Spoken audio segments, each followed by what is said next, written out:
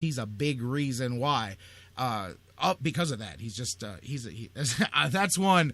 Boy, I wish they would have picked the other one. No offense to Cameron Wembley, but man, Nada was the pick there. But anyways, he won't be playing for anybody for the next 4 weeks. Down with the suspension for using Adderall, out until at least the first week of the postseason, or if they don't make the playoffs, he'll be eligible to return next year. Also, too, as we hit to the break here, you guys, I'm going to get to it, but I just wanted to mention, rivalries, hate, all of that stuff, those words thrown around so easily a lot. Last week, of course, the Michigan game, and really a lot of that was muted anyway with the real-life tragedy going on around Ohio State, and we've talked about that. What a tough set of circumstances for those young men. But really classy was Devin Gardner, the way he went and sought out J.T. Barrett before he was taken out there after getting injured in the game, and equally as cool is what Ohio State did in return. I saw this originally posted out by a website in Detroit. It was the first one to release it, but the Ohio State University sent a letter back to Devin Gardner. I'll read it to you here. It says, "Dear Mr. Gardner, I write simply to thank you for the inspiration you are and the class you showed as you consoled J.T. Barrett while he was injured this afternoon in your game against the Buckeyes. The OSU-Michigan game is important, but it pales in comparison to the humanity you displayed during that moment. As I think you know, J.T. Barrett has been an inspiration to the Buckeye squad this season, coming in as he did when Braxton Miller was injured. He's performed with maturity and poise well beyond his years. I suspect it's been guys like you who have been his role models. You're an extraordinary young man. Your example of sportsmanship and true humanity to the thousands of young and older people that afternoon was, in my opinion, worth far more than any football statistic. Thank you for showing us all how it should be done." I thought that was a very classy letter sent by Dave Claiborne of the the Ohio State University. I think he's a development director, community relations guy, but very, very classy deal. And, like I said, rivalry can be one thing, but that was cool. That was a cool moment, and cool of Ohio State to recognize that afterwards. And, Michigan needs some cool things in their life right now because things aren't going too well for them. And I'll give them 2 seconds of sympathy here because of that decent story that I just told. But, they need all the help they can get. So do them a favor, pat them on the back. You always want to lift up the lesser. So the next time you see a guy from up north, if you've got some spare change, give it to him. Brother, they could use the hand. We're going to take a break and open up the phone lines. I'm fired up. You want to know how fired up I am? This is how you know that I'm fired up today. Because we're going Ultimate Warrior out the break. When you hear the Ultimate Warrior, you get fired up. I want to run through a wall today. Run through it with me. Phones are open. 216-539-7535. 216-539-7535. We're opening up the phone lines when we come back. A whole lot to talk about. Tom Hamilton, voice of the Indians, less than 40 minutes from now, joins us here on the Sports Fix. We're talking Browns, Cavaliers, BJ Rudell, fantasy football for winners, and more. But coming up next, your take as we open up the phones and we get you being the voice of the Sports Fix. Coming up next, 216-539-7535, Facebook.com/The Sports Fix. Tweet with us at The Sports Fix CLE and tweet with somebody else right now. Tell them to tune into the show, baby, because it's on like it can only be on here on the Sports Fix. Coming up next, phones are open. Don't go anywhere.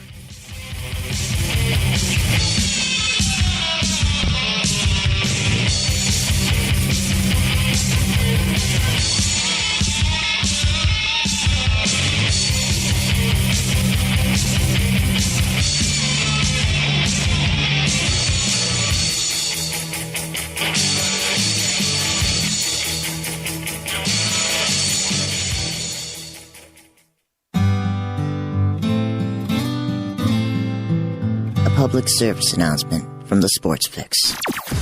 We here at the Sports Fix and our affiliates would like to apologize for any disturbing verbal actions, but remember, it's better having them trapped in a box than loose on the streets. Public service announcement from the Sports Fix. The Sports Fix, the sports show that cares.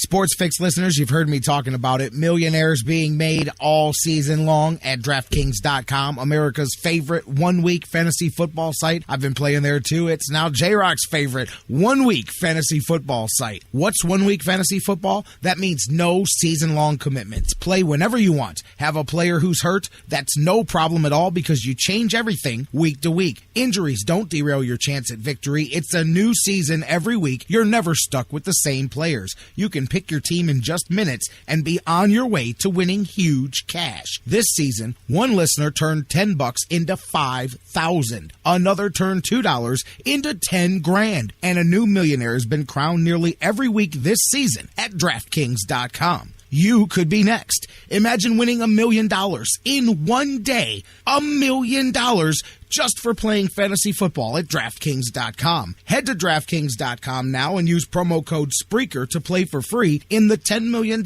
Fantasy Football World Championships. DraftKings.com. Bigger events, bigger winnings, bigger millionaires. Enter Spreaker now at DraftKings.com. Hey, Sports Fix fans, I'm Fred McLeod, TV voice of the Cavaliers. When I'm not busy taking elbows from my buddy Austin Carr, I'm tuning in to see what the guys are saying. Come on, Cavs! Football season is party season at Harry Buffalo North Olmsted. Everyone wins at Harry Buffalo. Every Saturday is Coors Light College Football Saturday with $6 pitchers, 4 bottles for $10, and the Buckeyes in full HD. Football season is most definitely party season, and your headquarters is Harry Buffalo North Olmsted all winter long. Harry Buffalo, join the herd.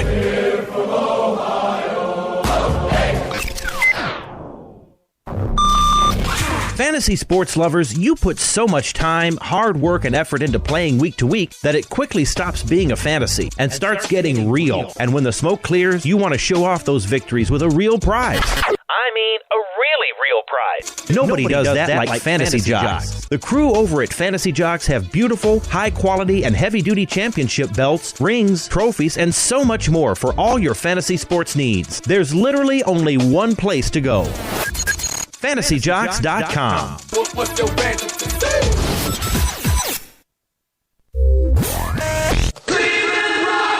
Have you gotten your copy of Cleveland's Finest yet? Highlighting the best moments, players, and media members in Cleveland sports history? He won it!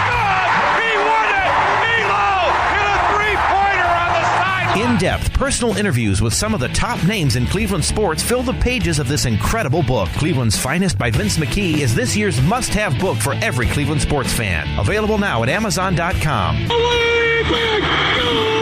your copy today. You're listening to the Sports Fix.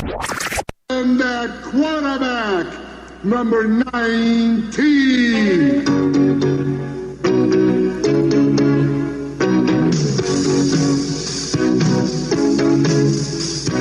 Bernie.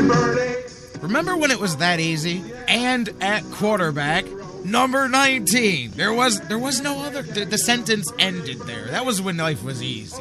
And that was the last time that the Browns had a quarterback that won for the most part. Vinny was, all right. But that was it, man. You guys know what we've been through since then. I was mentioning it at the beginning of the show. And Charles had a great comment in the chat room. And if I'm offending anybody by this, sorry, but maybe you fit in the wrong group of this. But I'm all about competition. I'm all about having your favorites. And I get the people that want to see the hype.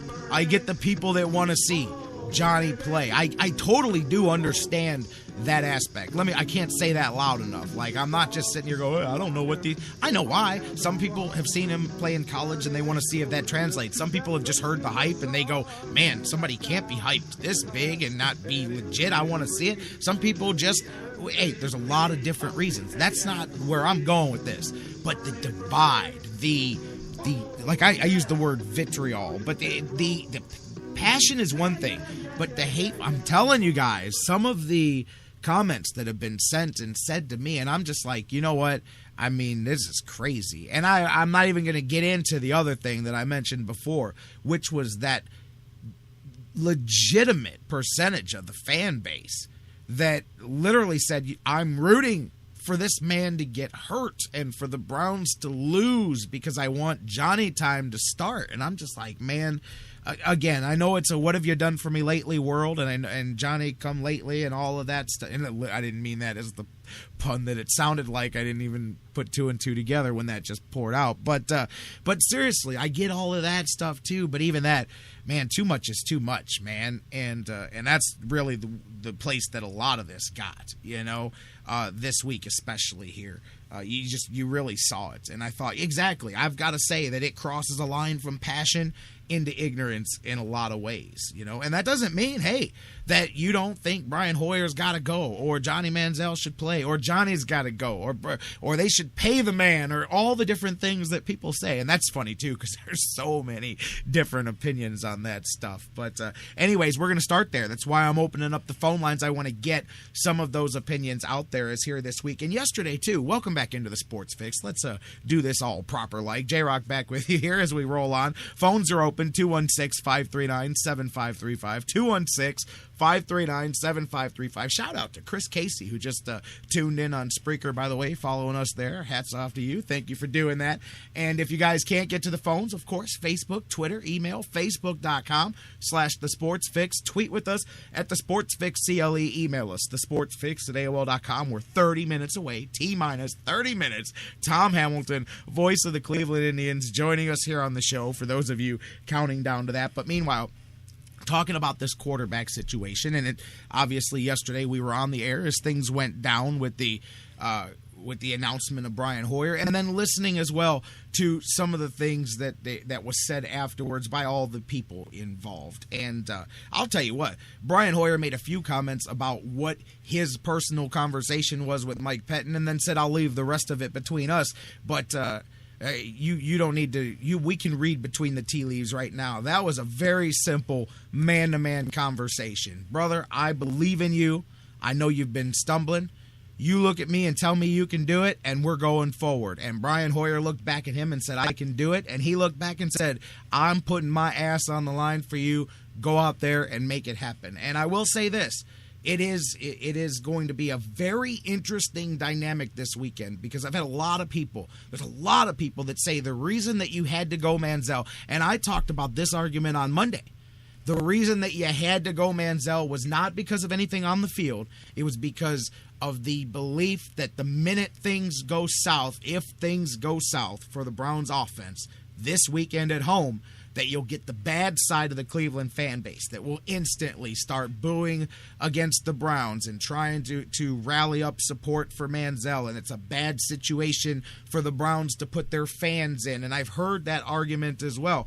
But and that's the argument, not just for that, but that it's going to be in Brian Hoyer's head, and there's no way that he can perform knowing that the hook could be waiting any second. Now, I'm going to throw the counter to that. And I'm going to throw a challenge out to Brian Hoyer with this, because you guys know that I've been a supporter of his as far as I believe that he's a good NFL quarterback. And I also believe that his ceiling is nowhere near where he's at. He needs development. He needs work.